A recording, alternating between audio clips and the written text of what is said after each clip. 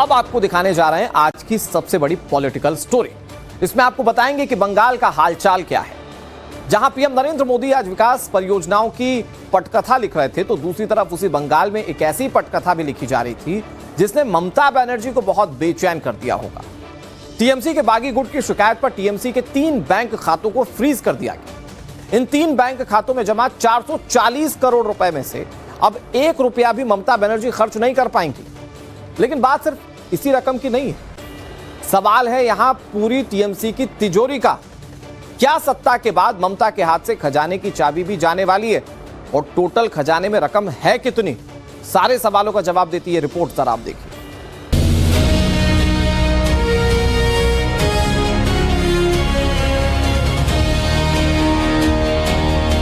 ऐसा लग रहा है जैसे बंगाल अब बेड़ियों से आजाद हो गया है। हमारा बंगाल अपने नए भविष्य के निर्माण में जुट गया है।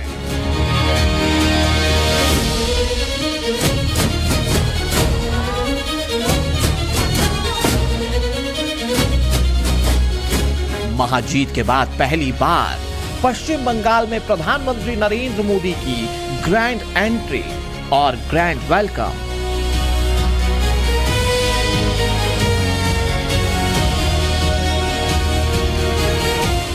योग दिवस के मौके पर योग के रंग में पूरी तरह से रंगी पश्चिम बंगाल की राजधानी कोलकाता।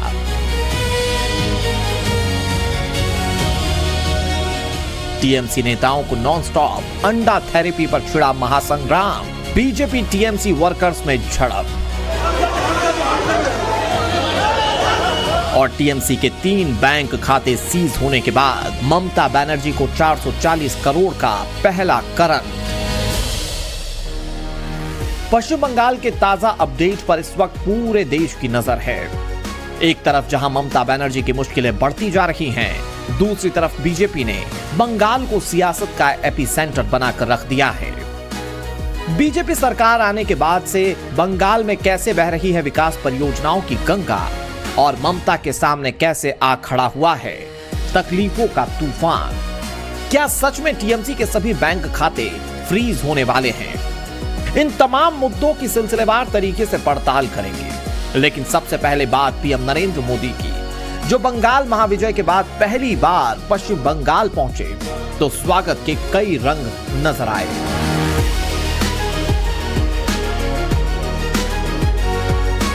पीएम नरेंद्र मोदी ने हुगली के ऐतिहासिक स्थल तारकेश्वर में पश्चिम बंग दिवस उत्सव में हिस्सा लिया। ये पहली बार है जब राज्य में इस दिन को आधिकारिक रूप से इतने बड़े पैमाने पर मनाया गया। 20 जून 1947 को डॉक्टर श्यामा प्रसाद मुखर्जी के नेतृत्व में बंगाल विधानसभा में बंगाल विभाजन का प्रस्ताव पारित हुआ था, जिसने हिंदू बहुल पश्चिम बंगाल की नींव रखी थी। जाहिर है पहली बार बड़े पैमाने पर बंग दिवस मनाना बंगाल की नई पहचान की दिशा में पहला कदम है। ममता बनर्जी की टीएमसी सरकार इसी दिन को मनाने का विरोध करती थी, लेकिन अब जहां पश्चिम बंगाल में बीजेपी की सरकार है, तो वहीं प्रधानमंत्री नरेंद्र मोदी के मौजूदगी के बीच राज्य में बंग दिवस मनाया जा रहा है। इससे ये संदेश जाता है कि राज्य और केंद्र पश्चिम बंगाल की अस्मिता और इतिहास को राष्ट्रवाद की वैचारिक लाइन से ही आगे बढ़ाना चाहते हैं। प्रधानमंत्री नरेंद्र मोदी की सबसे बड़ी खासियत है विकास की राजनीति। बंगाल में भी बीजेपी डबल इंजन सरकार के मॉडल को मजबूती से पेश करने में जुट गई है। यही कारण है कि जीत के बाद पहली बार बंगाल आए पीएम नरेंद्र मोदी अपने साथ कई गिफ्ट लाए, कई विकास परियोजनाओं का उद्घाटन और शिलान्यास किया, जिनमें लगभग 590 करोड़ रुपए की रेलवे परियोजनाएं हैं। हावड़ा में 300 बिस्तर वाला नया रेलवे अस्पताल है। पूर्वी मिदनापुर में एक रेल ओवरब्रिज, प्रधानमंत्री ग्राम सड़क योजना के तहत 49 ग्रामीण सड़क परियोजनाएं शामिल हैं। बंगाल की हवा में अब एक नई ताजगी है। यहां के कण कण से एक नई खुशबू आ रही है। ऐसा लग रहा है जैसे बंगाल अब बेड़ियों से आजाद हो गया है। जैसे बंगाल का गौरव लौटने का आरंभ हो गया है। आज का ये कार्यक्रम साक्षी है। इन परियोजनाओं का शुभारंभ गवाह है कि हमारा बंगाल अपने नए भविष्य के निर्माण में जुट गया है। बंगाल के लोगों के चेहरों की ये चमक, गांव-गांव में खुशी और विश्वास का भाव, मैं आपके इस आनंद में भागीदार बनने के लिए आया हूं। राज्य और केंद्र के टकराव के चलते पिछले कई सालों से बंगाल में कई केंद्रीय कृषि और कल्याणकारी योजनाएं या तो ठप थीं या पूरी तरह से लागू नहीं हो पा रही थीं। लेकिन अब हालात पूरी तरह से बदल चुके हैं। पीएम नरेंद्र मोदी ने अपने पहले ही दौरे से प्रधानमंत्री फसल बीमा योजना, डिजिटल एग्रीकल्चर मिशन और राष्ट्रीय प्राकृतिक खेती मिशन जैसी योजनाओं को बंगाल में बड़े पैमाने पर शुरू किया। अकेले बंगाल के 45 लाख से ज्यादा किसानों के खाते में 900 करोड़ रुपए से ज्यादा की पीएम किसान निधि सीधे ट्रांसफर की गई। प्रधानमंत्री नरेंद्र मोदी का 2 दिवसीय पश्चिम बंगाल दौरा राजनीतिक, वैचारिक और विकास के लिहाज से बेहद अहम माना जा रहा है। केंद्र ने उन केंद्रीय योजनाओं को तुरंत लागू करना शुरू कर दिया है जो पहले राजनीतिक गतिरोध के चलते अटकी हुई थी। चुनाव के तुरंत बाद विकास योजनाओं को जमीन पर उतारकर सरकार जनता को यह संदेश दे रही है कि उनका वोट सीधे राज्य की प्रगति में बदल रहा है। इधर मोदी बंगाल को सौगातें दे रहे थे, उधर ममता बनर्जी के साथ एक और खेला हो गया। बगावत के बाद अब टीएमसी में फंड पर जंग शुरू हो गई है। तृणमूल कांग्रेस में अब लड़ाई सीधे तिजोरी तक जा पहुंची है। सवाल यह है कि ममता बनर्जी की पार्टी के 876 करोड़ के खजाने पर हक किसका है। मोटे शब्दों में कहें तो पार्टी में बुरी तरह से टूट-फूट होने के बाद अब ममता के हाथ से पार्टी का फंड भी निकलता दिख रहा है। टीएमसी के बागी विधायकों की शिकायत और पूर्व मंत्री अरूप विश्वास की पहल के बाद एचडीएफसी बैंक ने तृणमूल कांग्रेस के 3 बैंक खातों को फ्रीज कर दिया है। बताया जा रहा है कि इन खातों में करीब 440 करोड़ रुपए जमा हैं। अब इन खातों से 1 रुपया भी निकाला नहीं जा सकता। तृणमूल विधायकों के एक बागी गुट ने पहले ही पार्टी के बैंक अकाउंट से जुड़े संभावित अवैध लेन देन को लेकर चिंता जताई थी।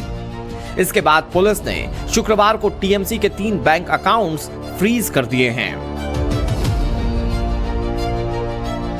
वो ट्रेजरर थे, वो जरूर कुछ सोचे होंगे बोल के ये दिया है।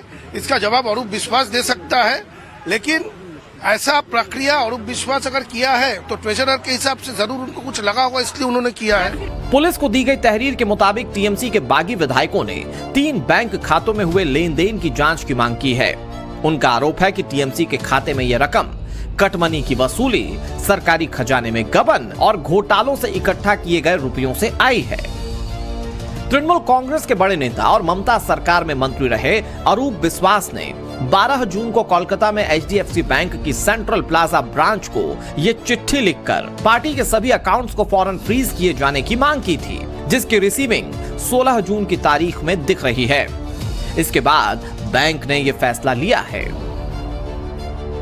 तृणमूल कांग्रेस के नेता अरूप विश्वास ने बैंक को चिट्ठी लिखकर ये मांग उठाई है कि तृणमूल कांग्रेस के बैंक अकाउंट्स को फ्रीज कर दिया जाए, क्योंकि लगातार पार्टी में जो है फूट हो रही है, पार्टी टूट रही है और पार्टी के 20 सांसद जो है वो बगावत कर चुके हैं 28 सांसदों में से, और साथ ही 60 ऐसे विधायक है पार्टी के जो दूसरा गुट बना चुके हैं। ऐसे में पार्टी के ऊपर जिस तरीके से कंट्रोल है, उनकी संपत्ति, फंड और अधिकार किसका रहेगा, उस पर लगातार कानूनी जो है सवाल उठ रहे हैं। और साथ में अरूप विश्वास से ये भी आशंका जताई है कि इन फंड्स का दुरुपयोग भी हो सकता है।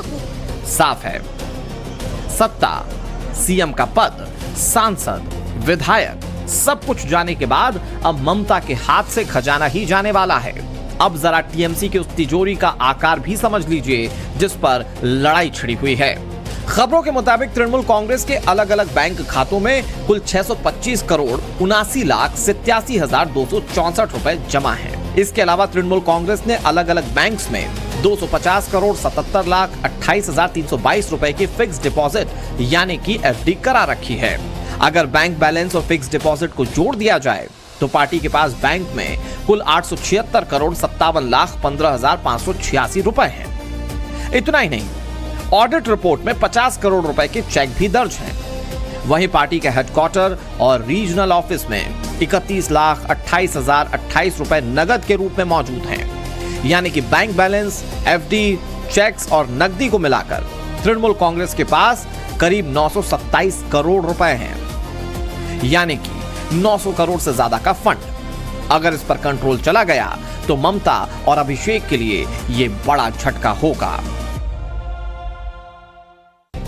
तो एक तरफ सांसदों और विधायकों की बगावत, दूसरी तरफ तिजोरी की चाबी पर सवाल। जाहिर है ममता कैंप के सामने एक बड़ा तूफान है। हालात पूरी तरह से बदल चुके हैं, ममता के भी और बंगाल के भी। जहां प्रधानमंत्री नरेंद्र मोदी न केवल इंफ्रास्ट्रक्चर को रफ्तार दे रहे हैं बल्कि कोलकाता से वैश्विक संदेश देने की तैयारी भी कर रहे हैं। 21 जून को 12वें अंतर्राष्ट्रीय योग दिवस के राष्ट्रीय कार्यक्रम की मेजबानी करने के लिए कोलकाता पूरी तरह से तैयार है। रविवार को शहर के मशहूर रेड रोड पर होने वाले इस भव्य कार्यक्रम में प्रधानमंत्री नरेंद्र मोदी खुद मौजूद रहेंगे। कोलकाता के ऐतिहासिक रेड रोड को एक विशाल योग स्थल में बदल दिया गया है, जहां प्रधानमंत्री नरेंद्र मोदी के साथ 35,000 से ज्यादा लोग एक साथ सामूहिक योगाभ्यास करेंगे। 21 जून यानी कि अंतर्राष्ट्रीय योग दिवस का मुख्य कार्यक्रम इस बार कोलकाता में होने जा रहा है।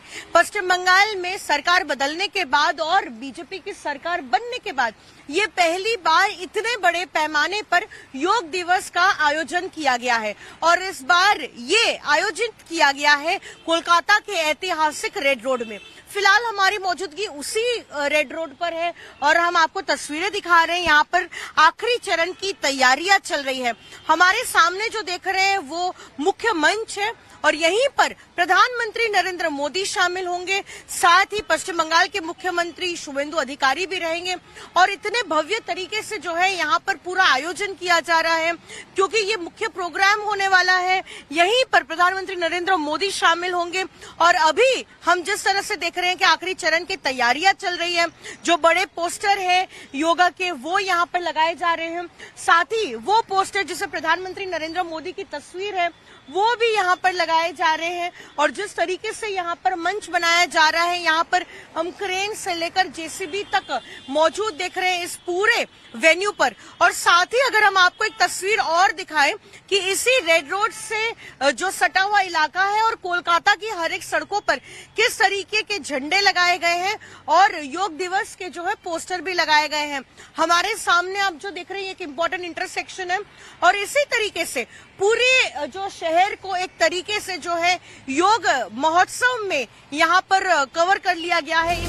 योग दिवस पर कोलकाता में एक नया गिनीज वर्ल्ड रिकॉर्ड बनाने की तैयारी है। हुगली में गंगा नदी में 500 नावों पर लोग योग करेंगे। कोलकाता में 3000 ड्रोन्स आसमान में योग की आकृतियां उकेरेंगे। पूरे पश्चिम बंगाल में लगभग 2500 स्थानों पर कार्यक्रम होंगे, जहां करीब 10 लाख लोग योग करेंगे। तो एक तरफ जहां बंगाल में मोदी आसन कर रहे हैं तो वहीं ममता सियासी टेंशन में है। आज यही बंगाल की बदली हुई पिक्चर है। Bureau report, times now, Navbharat.